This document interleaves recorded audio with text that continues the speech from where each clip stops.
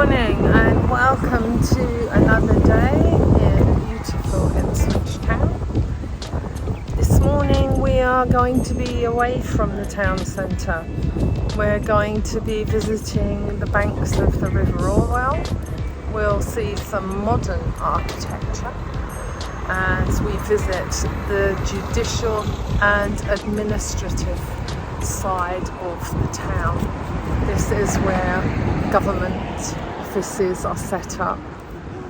We should also see some of the town's artworks.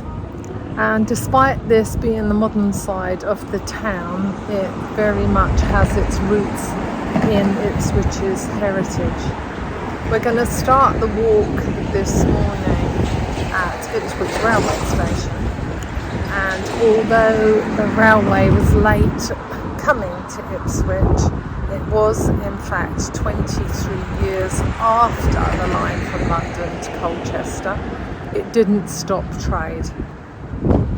The town had always used sea to links with the wider world for its trade and its prosperity, and road travel to London in the 18th century gave the opportunity for both business and pleasure journeys. So I'm going to be giving you, as we walk, a little history of the station, and then we'll wander down on the riverside and then up through the administrative side of the town, and also take a peek at Ipswich Town Football Club for those who are fans, and even for those who are not fans, just so that you can see where it is. Okay, so let's get going. Before I head to the station, as I've just crossed this area, I thought I'd take an opportunity to give you a view of the river, which is looking pretty lovely this morning. I know we have construction on this side, building new warehousing, no doubt. And I'll continue on giving you a little bit of history on the station. The station coming to Ipswich added expanding opportunities, and it literally gave Ipswich a new lease of life. But we do need to offer credit here to John Cobbold, MP, for his foresight really into the wealth of the town, and realising that without a railway network, Ipswich would suffer and become a backwater town. So we have to say thank you, John. A new company was then created called the East Union Railway. I'm just panning around so you can see where I am. I'm actually on the Princes Street Bridge, and we will be coming back along here once we've been up and seen the station. When the Union Railway opened, the mayor declared June 1846 a town holiday, and he actually had 600 ladies with white handkerchiefs waving the first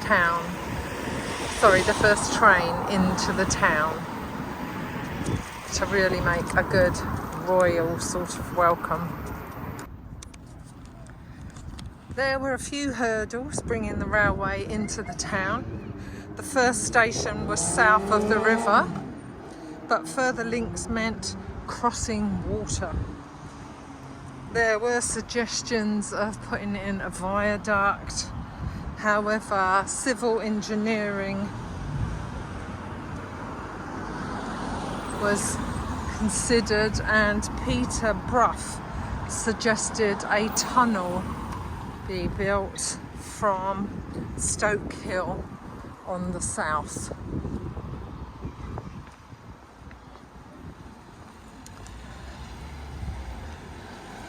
And such was this a feat of engineering that he was actually termed the Brunel of the Eastern Counties.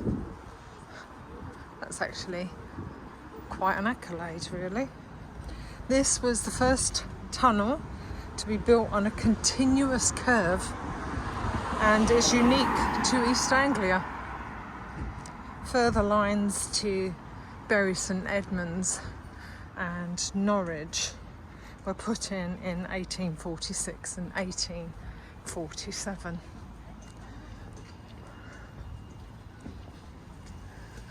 There was an added bonus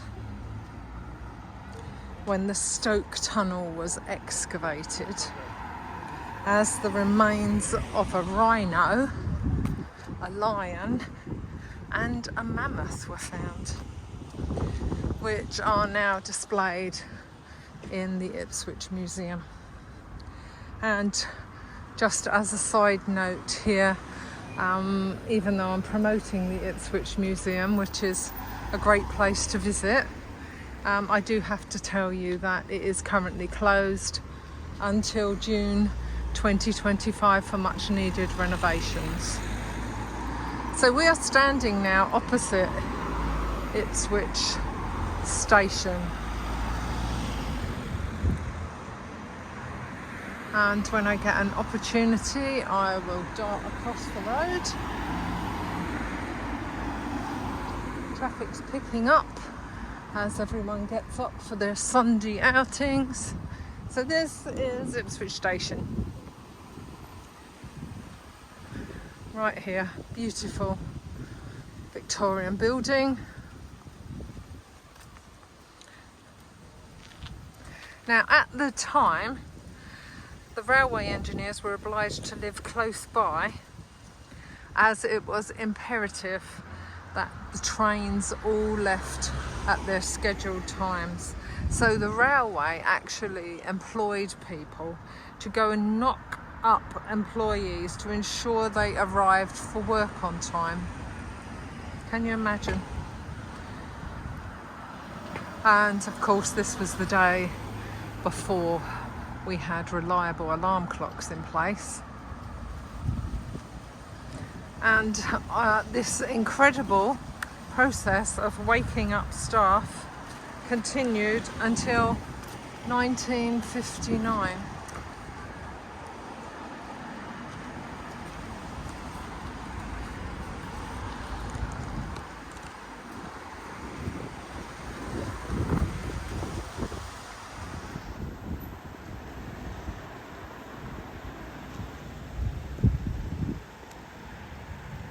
Going to walk along by the building so we can see it properly. Try not to get in the way of people off on their journeys. So this beautiful building we see today was opened in 1860. The railway meant so much more traffic would come to the town, and with the construction of the wet dock in 1842, Ipswich really began to thrive.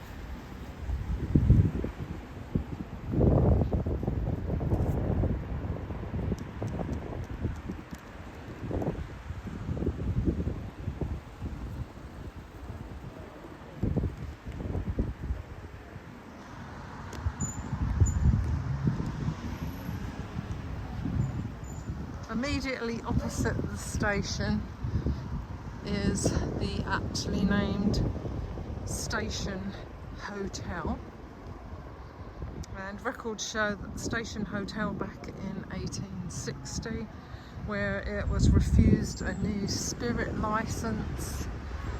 I'm just going to fish round and show you the hotel.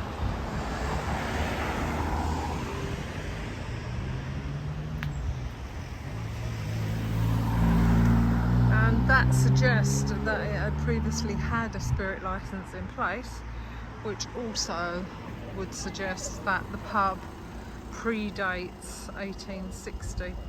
Unfortunately, there's little history of the building, and one of the luckier buildings still to be on site and still in good repair, still open as a hotel. serve lovely food in there. So if you're up this part of town, it's definitely worth dropping in.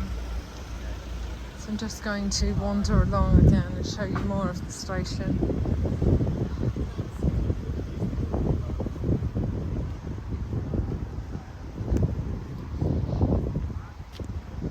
What a beautiful Victorian building it is, and it's in such good repair, which is always great to see.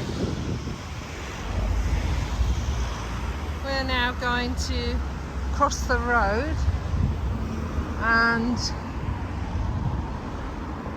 go to the side of the river.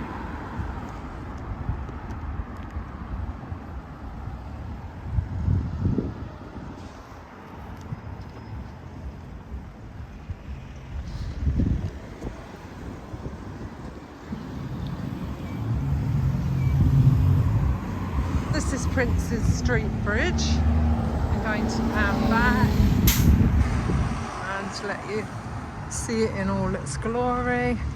Again back over to see the river, and we'll just see if we can cross.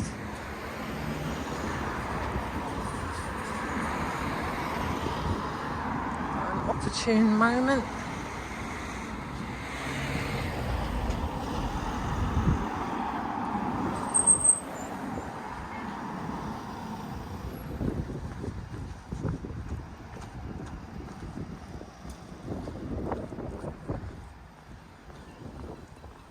Before I go down, I'm just going to turn around and show you where we are. So this is Prince's Street Bridge with a view of the Station Hotel on the left and the station ahead of you. This is the river path. There is an option to go down the stairs. And this suggests a river for all, walking and cycling. And there is a lovely map here that outlines what's along this cycle route and walking path. We'll take a picture. Some of it is quite dirty, but I will take a picture and add it to the video so you can actually see what's along here. This is a lovely walk, also a good cycle route. I have been down here on my bike. I will admit I didn't go out onto the road. And this riverside walk is part of the 17-mile Gipping Valley River Path, formerly the Gipping Navigation Towpath, along which horses would have pulled barges. In 1793, the Ipswich and Stowmarket navigation venture began. Originally, Ipswich Town Council had put the brakes on the scheme, as they thought if trade went directly to Stowmarket, Ipswich would miss out on the tolls. Just going to stop and have a quick peek over the fence so that you can see the river. It's actually quite picturesque. Someone up there on their balcony enjoying the same view.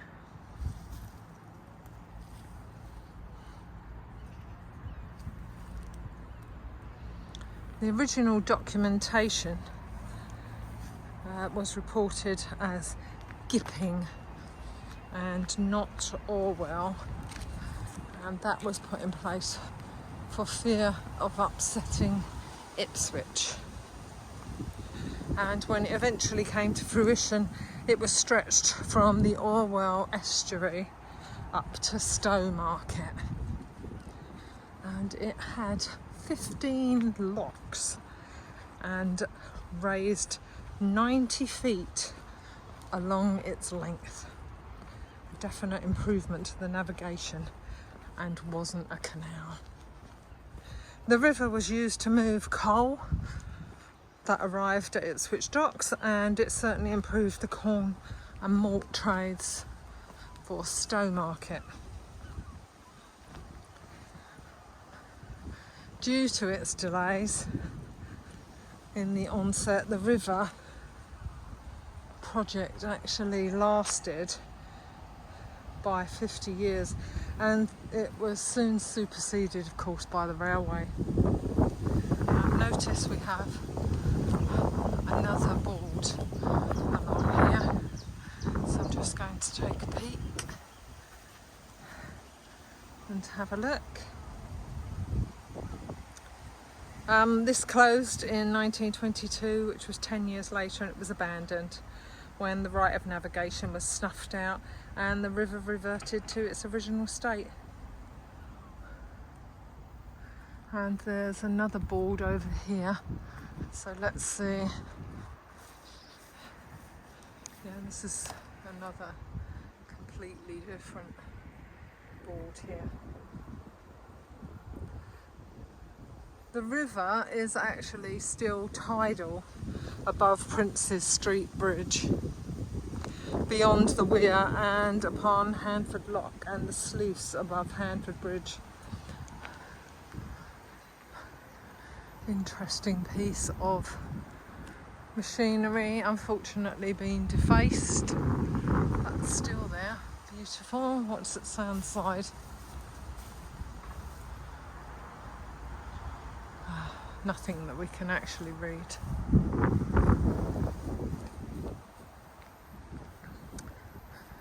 If you're interested in reading more, there is quite a lot of information on the River Gipping Trust website, so it's definitely worth a visit.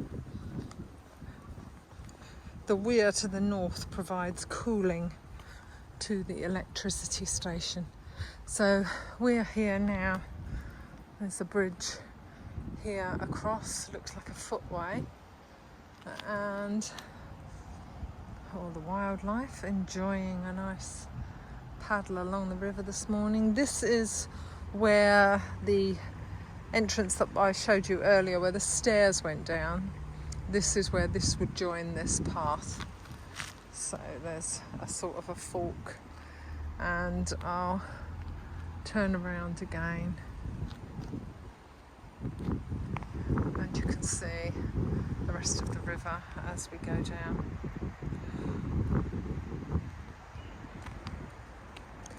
That 16-foot iron sculpture called Navigation was by John Atkins.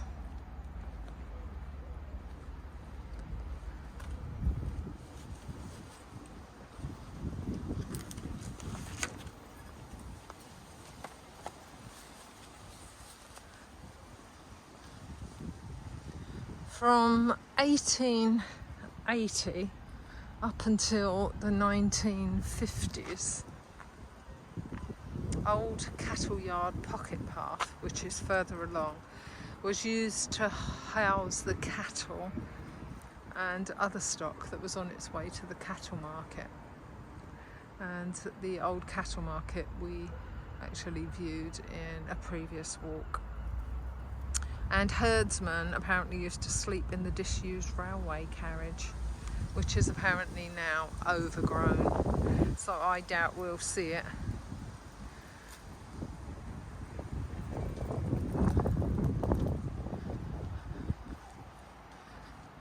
This is the Sir Bobby Robson Bridge. It was erected in 2009. The bridge spans 60 metres and hangs from the 35-metre wishbone pylon. I can see someone cycling across at the moment.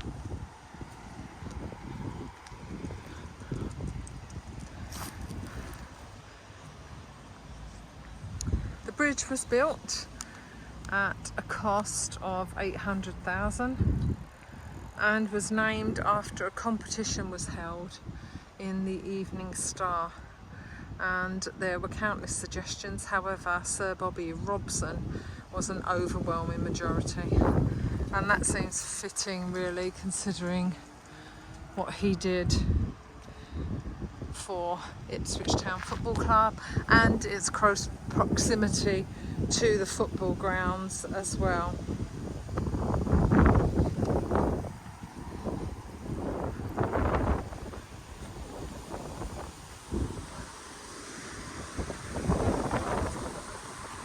Just go on this side.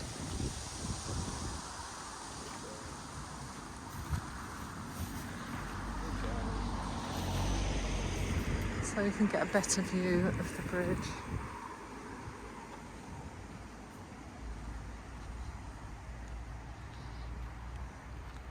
Nice addition to the river, I think, and gives access to all these apartments and houses on the other side.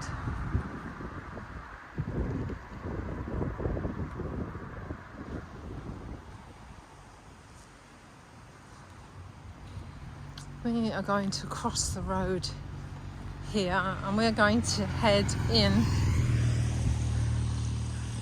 to the administrative district of the town. Architecture is a lot more modern,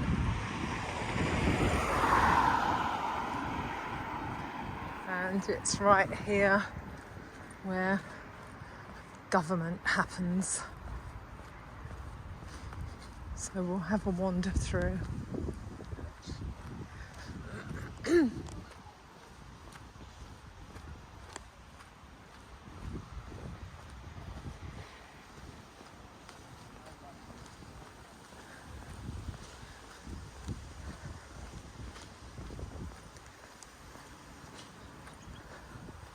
It's lovely out here this morning.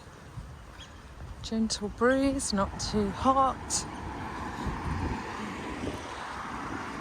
Always lovely to come out for a walk on a Sunday morning because there's not so much traffic, and it's always easier to find somewhere to park.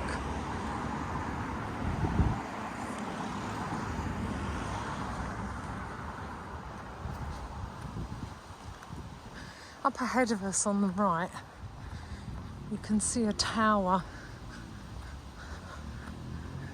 which I'll just zoom in on, which looks like part of a maltings, and I haven't seen anything on the side of that building, but it will be worth having a look.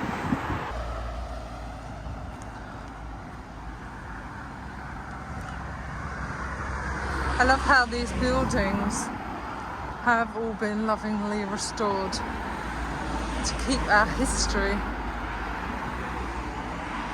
It's very important, and I have to say hats off to the people who do it. I greatly admire them. They must have very deep pockets, as these are definitely a labour of love. They're certainly not a money-making scheme.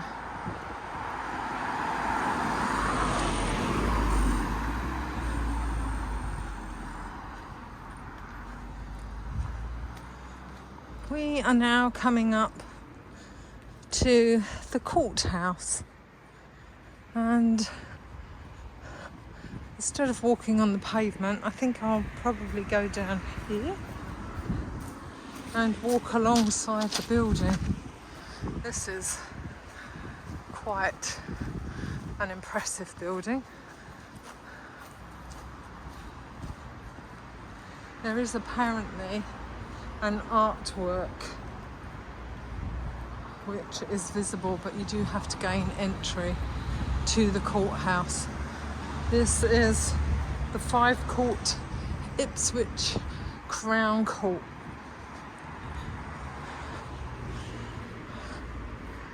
And like most people, I hope I never end up inside for any reason.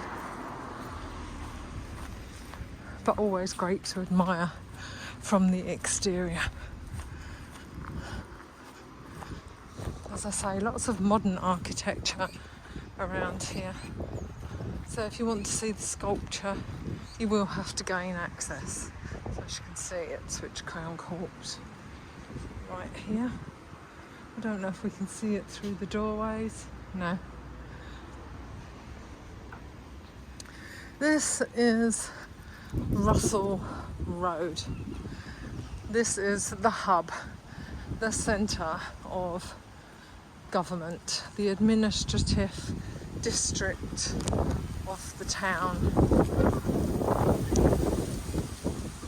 It houses Ipswich Borough Council, Mid Suffolk and Baber Council and Suffolk County Council,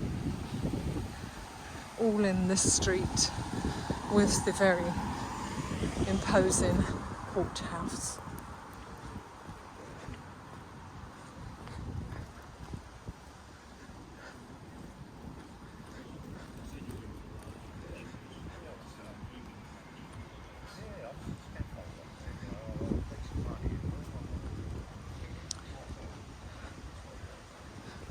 It's also nice to see at the end of the street the police have taken over the old fire station since the fire service moved into Endeavour House.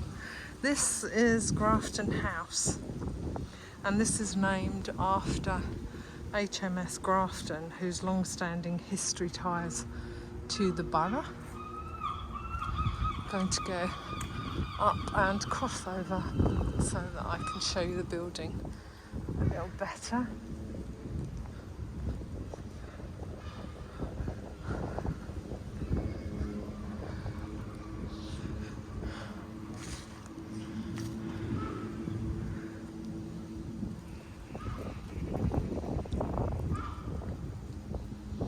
And in the reception area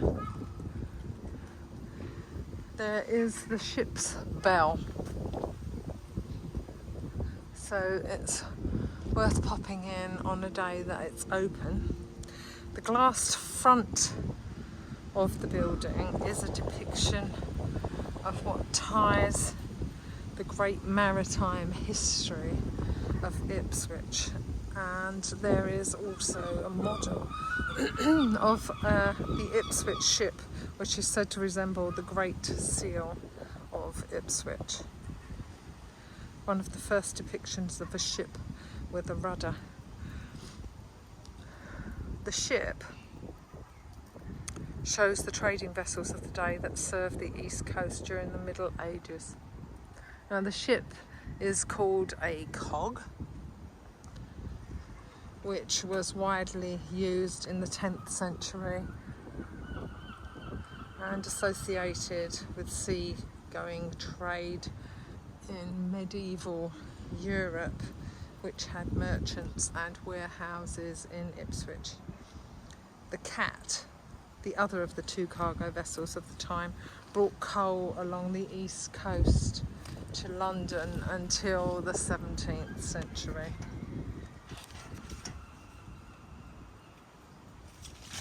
There are apparently legends of Dick Whittington having not only been a merchant but 3-time mayor of London and politician, as well as a moneylender to the kings of England.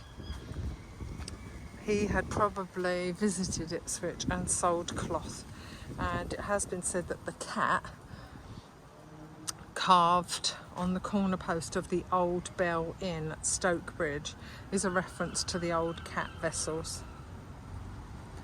And there is also a replica of an old cat vessel incorporated in the second panel of the Charter wall hanging, which hangs in St Peter's Church.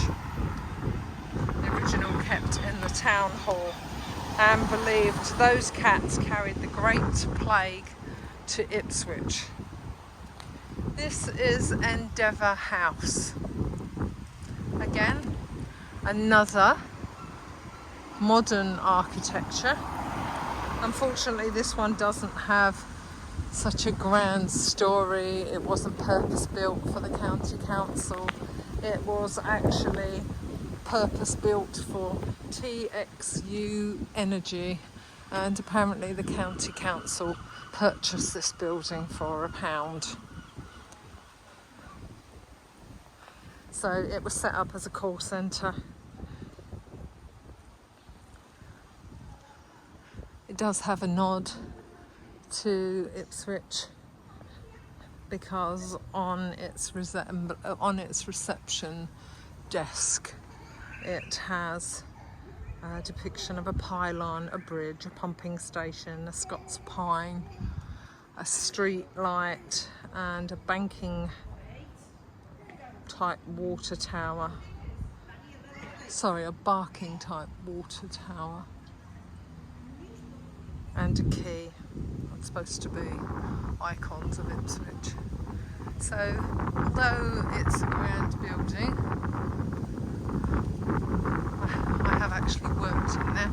It's actually very nice inside, very modern. Everything is glass, all the meeting rooms.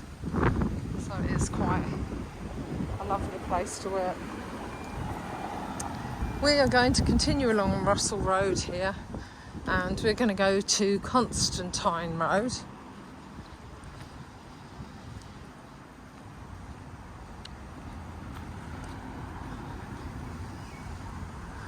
Constantine House being an old industrial building that has been converted.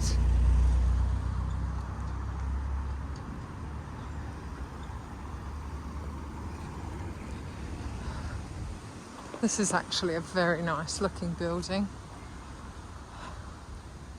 Also converted into a call centre. This also, I believe, belongs to TXU Energy as well. And in this open area we also have the bus station, which is where all the buses come to sleep at night.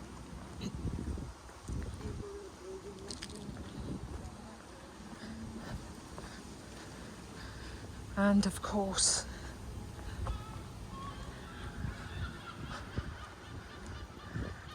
this is the home of the infamous Ipswich Town Football Club. It started here in 1878 as amateurs, originally sharing these grounds with both rugby and cricket. This is the rear side of Endeavour House. Ipswich Town there, right ahead of us.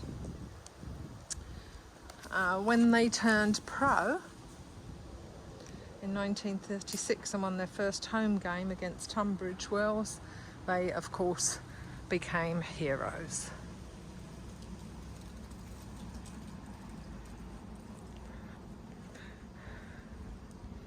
Give you a good view of the players. This has even grown in size since I was last here. None of this was here, so they've added more entrance ways.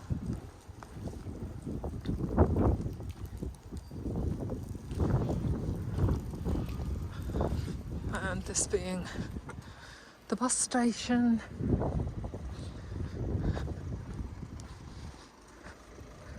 And of course,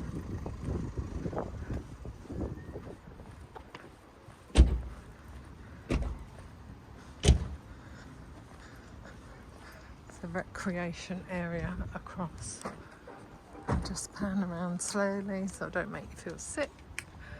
And you can see the back side of the football ground as we come down to Portman Road.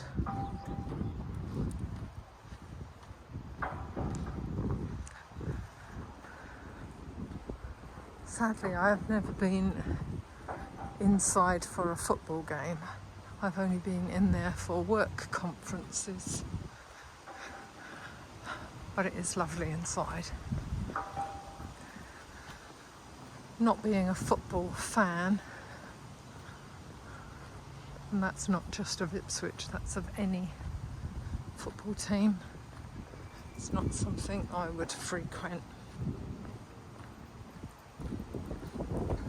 Just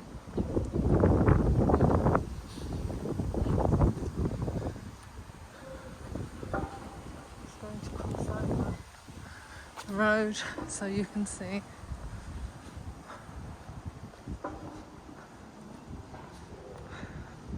More of where we are.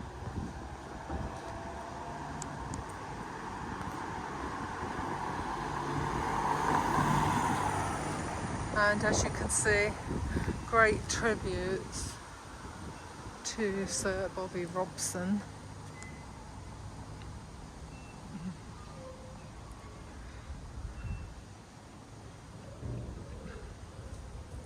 And rightly so. And of course, as we come down here,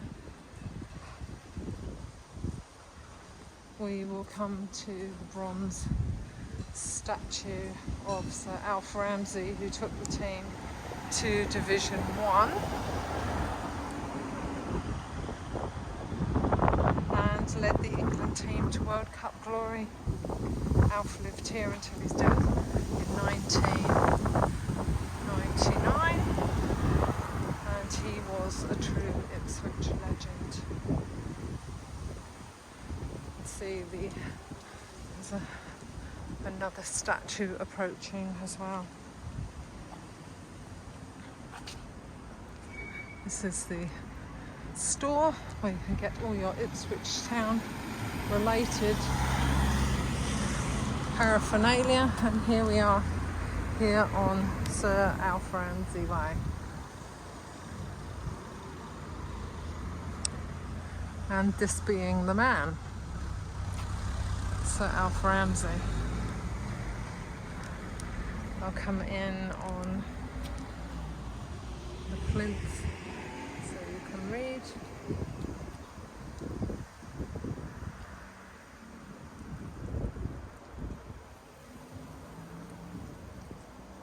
So this at the bottom, I don't know if you can read it. It actually says, erected by Ipswich Town Football Club Supporters Club in recognition of a great man, August 2000. And there is another statue across the road. And they have since closed off Portman Road, so you can no longer drive through.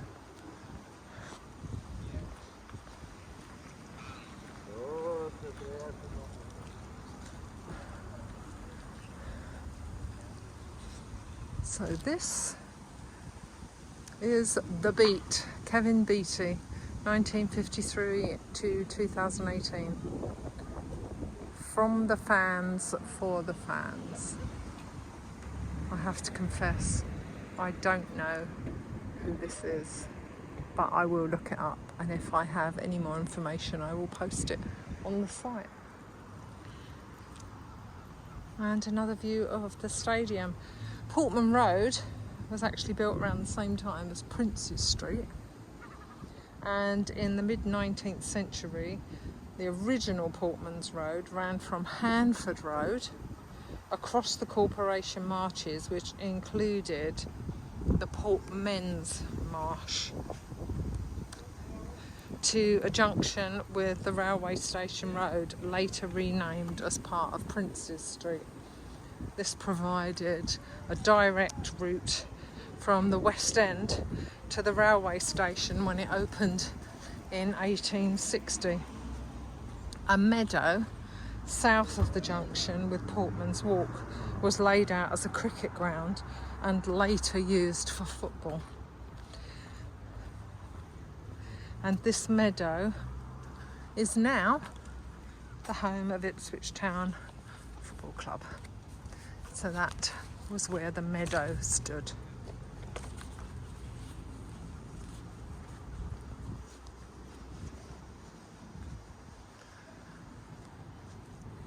On the north side of Handford Road and running up to Barrett Corner was Mill Lane, later named Mill Street.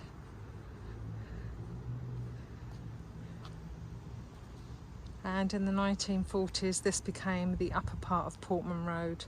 Portman Walk is now known as Alf Ramsey Way, and this is the bronze statue of Sir Bobby Robson.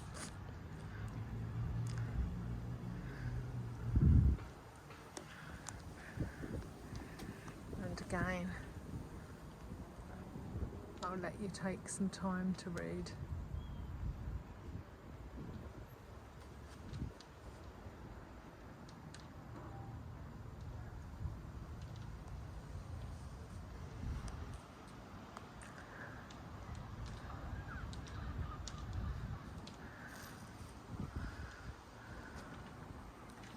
The name of this road is at least 300 years old, and it was named after the 12 portmen appointed under the Charter of 1200, which King John, I don't know where King Joan came from, King John bestowed upon Ipswich,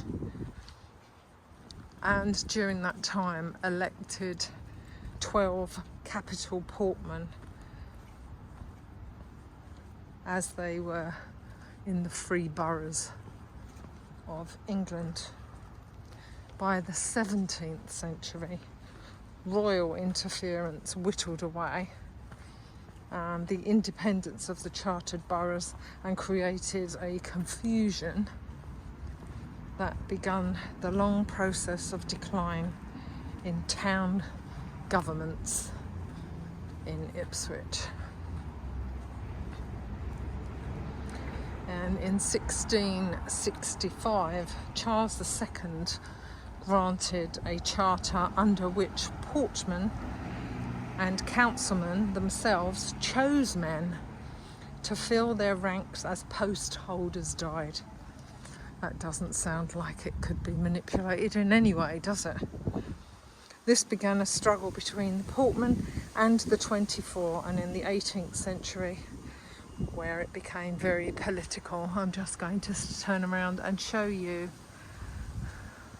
another view of the stadium.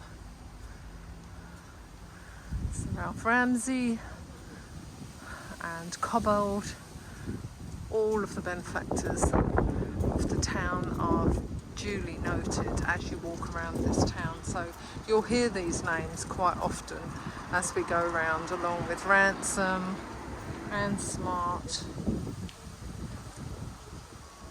we'll continue on. The portmen, of course, were all yellows, while the 24 were all blues. And so it began where the politics was more important than the interests of the people in the town. Sound familiar? In 1835, such was the favour of those to be chosen over the town's best interest that the Municipal Reform Act was dissolved. I'm just taking a look down here, down Princes Street, which goes right into the town centre. So that was when we done away with nepotism, or so we thought. And so began the new corporation of mayor, aldermen and councillors, and that's what we've had ever since.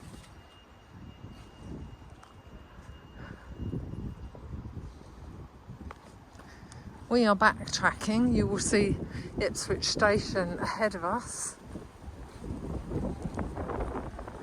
just over lights. And as you can see now, if you've watched any of the other walks, Princes Street goes right up to the station here. And I'm going to turn again slowly to show you where it goes. And of course this is very much the administrative district at this end of the town. So if you follow this road all the way down, you will come right into the town centre. Couldn't be easier, really.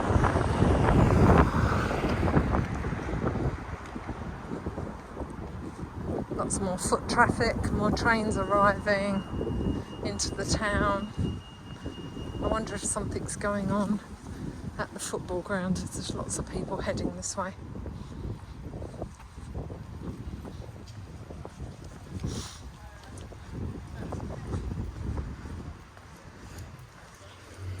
This is the new Ipswich police station, which I'm really pleased to see in the town centre again. Because when the older building that they vacated on Civic Drive, they moved out to White House, which is off of the A14, which is quite a way out of town. So if there was any emergencies, and they share it with the fire station. The fire service, actually, the administrative side moved into Endeavour House, so they just have the fire station here. This is the Royal Mail sorting office, and massive it is too. We'll do a walk along there.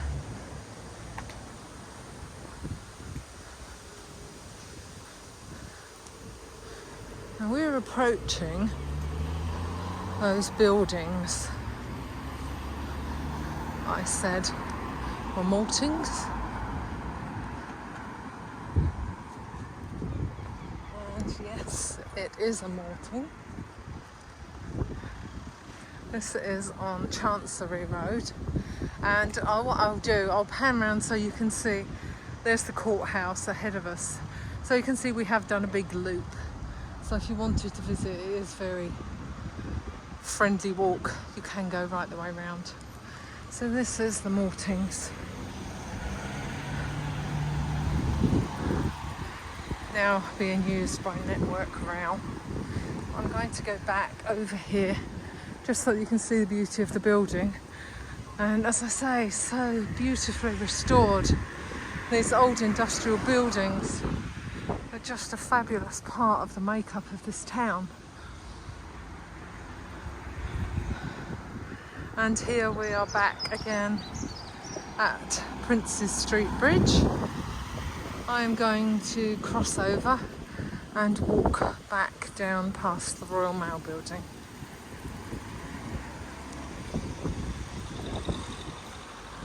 Obviously someone's coming to town, as the road's going to be closed on the 14th of July for an event.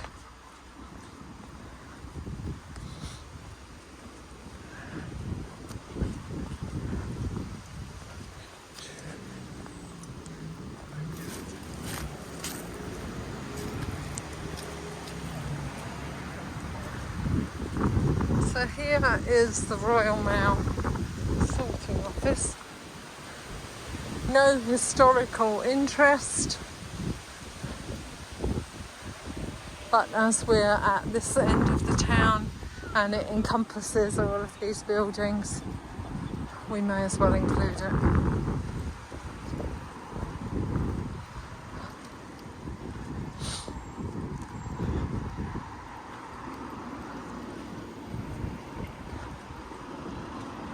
This also has warehouse type shopping.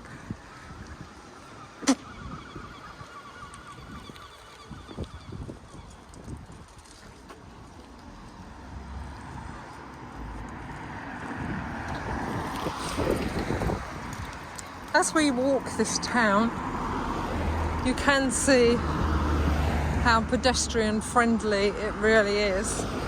You can really get to anywhere here. Right from the centre of the town, in the hubbub of people shopping, right to the administrative side. All the roads lead out to somewhere.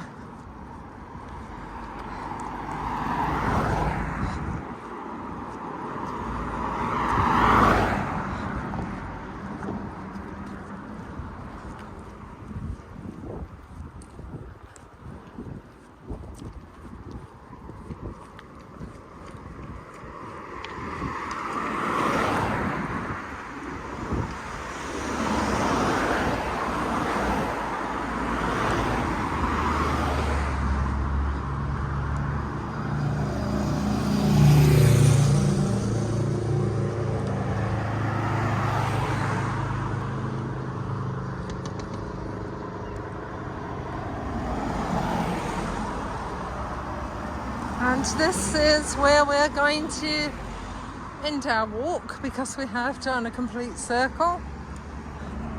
I'll turn around so you can see the football ground in the distance and you can see where we have come from.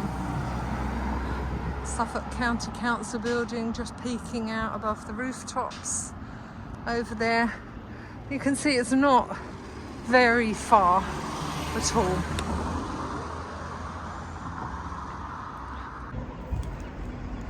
I hope you enjoyed this walk this morning. Not historical, but definitely of interest, particularly if you're looking at coming to Ipswich and want to see everything the town's about. Maybe you're even thinking of moving here and want to see where everything is located. So it's definitely worth a visit. If you enjoyed the walk, please give it a like. If you're really interested in seeing even more, please do subscribe, and that way you'll be notified anytime new walks come on board. It's been really lovely sharing this stroll with you this morning. Look forward to seeing you again soon.